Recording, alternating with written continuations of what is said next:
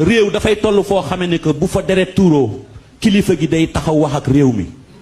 mais doo sànni en touche. kon nag ñun li ñuy xaar mooy ku respecter les valeurs comme ni mu ko waxee woon te defu ko. donc tey ñun dañ koy wax ne que comme situation ba ñu nekkoon 2000 la ñu nekkaat muy 65%, plus de 65% des Sénégalais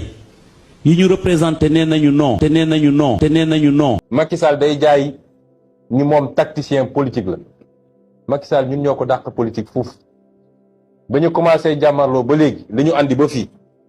moo yor état moo yor armée moo yor justice moo yor renseignement généraux moo yor lépp waaye li ñu àndee ak moom ba fii ba tey bi ñu génnee élection législative il était minoritaire xam na ni ñoo ko dàq politique foofu yi muy def fay ay nit dem leen ci télé yi wax def leen di def leen laa loolu ñun on est focus sur des objectifs très précis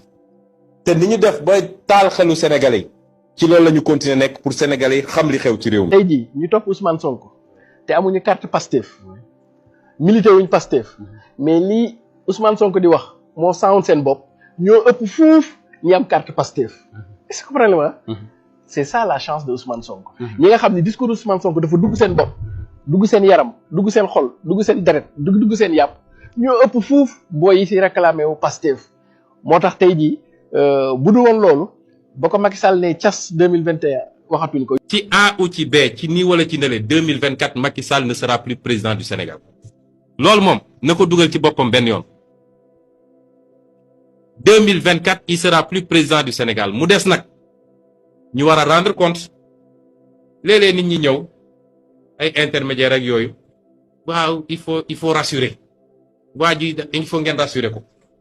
bëgg na dem waaye rassurer on a personne à rassurer.